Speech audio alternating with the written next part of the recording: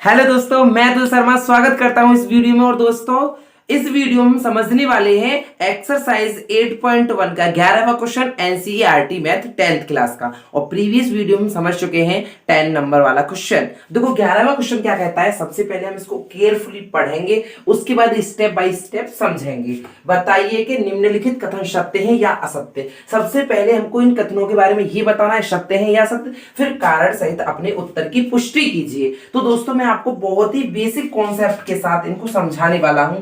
देखो करना क्या है, कैसे करना है, क्यों सत्य है और क्यों सत्य है, सारी चीजें मैं इस वीडियो में डिस्कस करने वाला हूं। सबसे पहले हम 11वें नंबर का पहला ही क्वेश्चन सॉल्व करते हैं। देखो पहला क्वेश्चन क्या कहता है कि tan a का मान सदैव 1 से कम होता है। ये पूछ रहा है tan a का मान क्या सदैव हमेशा 1 से कम रहेगा। देखो अभी हमको कुछ नहीं पता कि कम रहेगा ज्यादा रहेगा, पहले मैं आपको जो समझाऊंगा उसके बाद ही तो आप डिसीजन दे पाओगे कि कम रहेगा या सदैव ये ज्यादा रहेगा। तो सबसे पहले देखो, ये जितने भी त्रिकोणमितीय अनुपात होते हैं वो क्या होते हैं, समकोण त्रिभुज के भुजाओं के अनुपात होते हैं। तो सबसे पहले हम एक समकोण त्रिभुज ड्रॉ कर लेते हैं। यहां तक किसी को कोई प्रॉब्लम नहीं होगी क्योंकि हमको बस सिर्फ समकोण त्रिभुज ड्रॉ करना है। उसके बाद देखो जहां जो एंगल दे रखा है ये न्यून कोण होता है, उसको हम यहां मान लेंगे। कहां पे मान लेंगे, कोण ए की जगह। बाकी आप कोई भी नाम दे दो इनको, यहां तक आपको कोई प्रॉब्लम नहीं होने वाली दोस्तों। उसके बाद जो न्यून कोण के सम्मुख ये वाली जो भुजा है इसको बोलते हैं हम लंब। मैं आप काफी क्वेश्चन में समझाते आ रहा हूं, फिर एक बार और बता दिया। ये जो 90 डिग्री के सामने वाली भुजा होती है ये होती है हमारी कर्ण, और जो शेष भुजा रह जाती है ये होती है हमारी आधार। यहां तक किसी को कोई प्रॉब्लम्स नहीं होगी। उसके बाद देखो समझो, ये कह रहा है tan a का मान सदैव 1 से कम होता है, तो उसको समझ लेते हैं। क्या समझ लेते हैं दोस्तों, देखो tan a बराबर, tan a होता किन दो भुजाओं का अनुपात है। तो देखो लाल बट्टे कक्का लगाना पड़ेगा हमको। यहाँ क्या लगाना पड़ेगा, लाल बट्टे कक्का, लाल बट्टे कक्का। सबसे पहले समझते हैं, उसके बाद हम इसको आंसर देंगे। देखो समझने में हमको वीडियो लॉन्ग हो जाती है तो पूरा देखा करो वीडियो को। तो देखो tan a बराबर लाल बट्टे कक्का से क्या होगा, साइन कॉस tan, लंब अपॉन आधार होगा दोस्तों। यहां तक किसी को कोई प्रॉब्लम नहीं होनी चाहिए। लंब अपॉन आधार हो गया, क्या हो गया, लंब अपॉन आधार। अब दोस्तों, अब समझो आप जो समझने वाली बात है वो क्या है। देखो समझो, ये जो लंब है, अब इसके अकॉर्डिंग जो 1 से कम कब हो सकता है, जब लंब का मान हमेशा आधार से छोटा रहे। कहने का मतलब ये 3 है तो ये 4 रहे, अगर ये 4 हो जाए तो ये 5।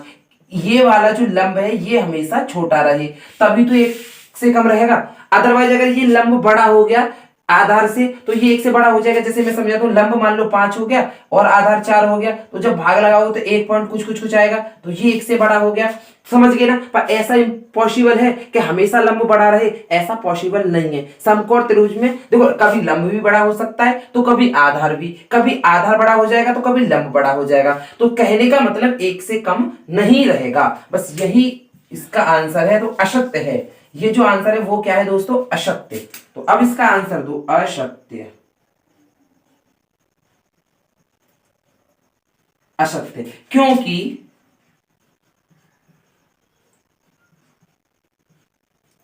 समकोण त्रिभुज में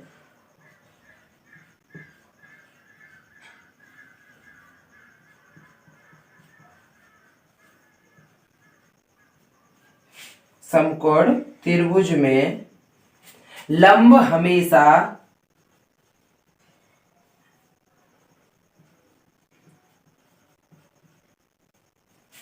आधार से छोटा नहीं रहेगा। हमेशा नहीं रहेगा भाई, कभी हो सकता है कभी नहीं, इसीलिए हमेशा 1 से कम नहीं रहेगा। तो हमेशा आधार से छोटा नहीं रहेगा, होता है आधार से छोटा नहीं होता है। लंब हमेशा आधार से छोटा नहीं होता है, इसका रीजन बस यही है। अब दोस्तों हम चलते हैं 11 का दूसरे नंबर वाला क्वेश्चन। दूसरा नंबर क्वेश्चन क्या कह रहा है कि कोण ए के किसी मान के लिए sec a बराबर 12/5। ये पूछ रहा है, ये जो हमारा न्यून कोण ए है वो sec a बराबर 12/5 हो सकता है। तो देखो इसको समझने से, भाई समझना तो है, sec a बराबर कितना देखा है दोस्तों आपको, 12/5 दे रखा है, क्लियर। और sec e बराबर लाल बट्टे कक्का से किन दो भुजाओं का अनुपात होता है, sine cos tan cot sec, कर्ण अपॉन आधार का। देखो सबसे पहले हम इन त्रिभुज में ये समझ लेते हैं क्योंकि यहां बस यही समझने वाली बात है। और तो कुछ नहीं है। देखो कर्ण हमेशा बड़ी रहेगी लंब और आधार से, और ये ऐसा कुछ नहीं है कि हमेशा लंब ही बड़ा रहे आधार से या आधार ही बड़ा रहे लंब से। देखो कभी लंब बड़ा हो सकता है तो कभी आधार बड़ा हो सकता है। ये सत्य है कि कर्ण हमेशा इन दोनों भुजाओं से बड़ी रहेगी।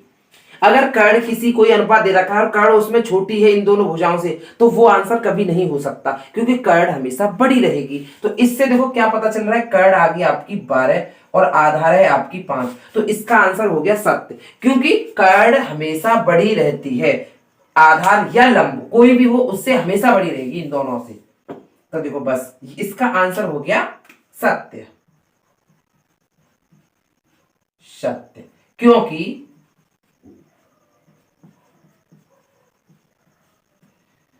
कर्ण हमेशा, देखो क्योंकि सेक ए बराबर क्या होता है, कर्ण अपॉन आधार। आधार यही तो होता है, कंफ्यूज मत हो। तो कर्ण हमेशा आधार से बड़ी रहती है, और अभी कर्ण छोटी हो जाती तो अशक्त हो जाता हमारा आंसर, बड़ी रहती है। और हम चलते हैं 11वें नंबर का थर्ड क्वेश्चन की ओर। देखो दोस्तों 11वें नंबर का थर्ड क्वेश्चन क्या कहता है, समझ लेते हैं। थर्ड क्वेश्चन ये है, कॉस ए कोण ए के कोसेकेंट या कोसेकेंट के लिए प्रयुक्त एक संक्षिप्त रूप है। इसका आंसर हो गया असत्य, क्योंकि देखो ये कॉस जो होता है इसका फुल नेम होता है कोसाइन, तो ये कोण ए के कोसाइन के लिए प्रयुक्त संक्षिप्त रूप है, तो इसका आंसर क्या होगा, असत्य। असत्य। अब क्यों है वो भी लिख देते हैं, क्योंकि कॉस ए कोण ए के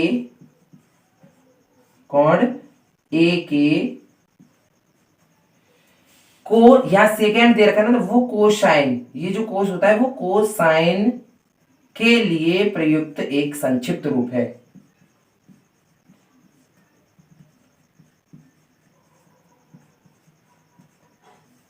एक संक्षिप्त रूप है।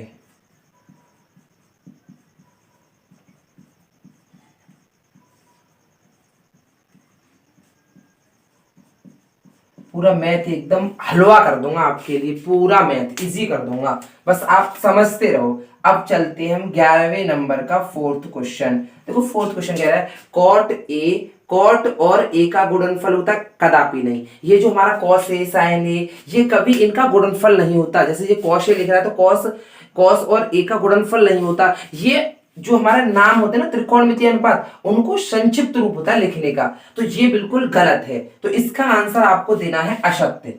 असत्य क्यों है वो भी रीजन बताऊंगा। असत्य क्योंकि कॉट और ए का गुणनफल नहीं होता, क्योंकि कॉट ए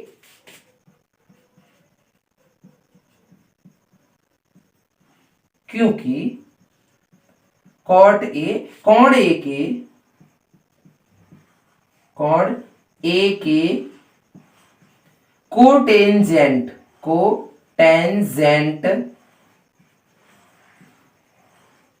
के लिए प्रयुक्त एक संक्षिप्त रूप है।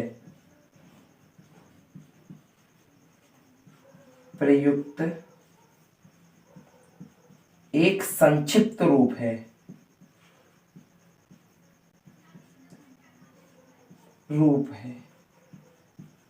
समझ में आया दोस्तों, एकदम क्लियर वाला फंडा क्लियर हुआ। क्योंकि ये जो है ना, ये गुणनफल नहीं होते, जो भी कॉस है टेन है, ये उनका जो फुल नेम होता है ये शॉर्ट नेम में लिखा जाता है, संक्षिप्त रूप में ऐसे लिखा जाता है कॉट ए। ये कोण ए के जो त्रिकोणमितीय अनुपात होते हैं उनके लिए प्रयुक्त होने का संक्षिप्त रूप होता है, तो इसीलिए असत्य हो गया। अब 5 नंबर क्या कह रहा है, 11 का 5, किसी भी कोण थीटा के लिए साइन थीटा बराबर 4/3। इसको बहुत वेरी कॉन्सेप्ट ट्रिकी कॉन्सेप्ट के साथ समझते हैं, ये होता है नहीं। तो देखो इसके लिए आपको ड्रॉ कर लेते हैं समकोण त्रिभुज। समझ रहे हैं हम दोस्तों, इसीलिए वीडियो लॉन्ग हो जाती है, क्योंकि मेरे को समझाना पसंद है। देखो साइन जो थीटा दे रखा है ये न्यून कोण होता है, यहाँ पर ये थीटा यहाँ लिख दो, इनका नाम लिख दो ABC। क्लियर। अब जो दोस्तों साइन थीटा बराबर, यही समझते हैं, साइन थीटा बराबर दे रखी है आपको 4/3, और देखो साइन थीटा बराबर लंब अपॉन कर्ण होता है, लाल बट्टे कक्का से, लंब और कर्ण का अनुपात, लंब बट्टे कर्ण का अनुपात होता है साइन। अब दोस्तों यहां पर एक चीज देखने वाली, गौर करें, कर्ण यहां पर 3 है और लंब यहां पर 4 आ गया। ऐसा कभी हो सकता है कर्ण छोटा हो सकता है इन दोनों में से? नहीं हो सकता, कर्ण हमेशा बड़ा रहेगा। तो इसका आंसर तो आपको अशक्य हो गया, बस आंसर आप लिख दो इसमें अशक्य। 11 का 5th नंबर वाला क्वेश्चन, इसका आंसर है अशक्य। क्यों है? क्योंकि किसी समकोण त्रिभुज में समकोण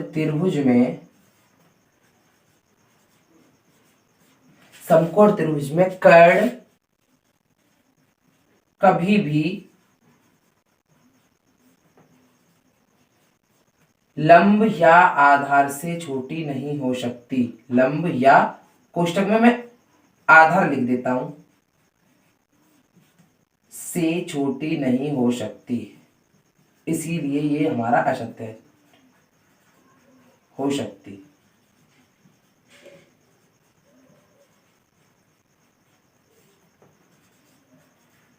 इस प्रकार दोस्तों हमारा ये क्वेश्चन सॉल्व हो चुका है।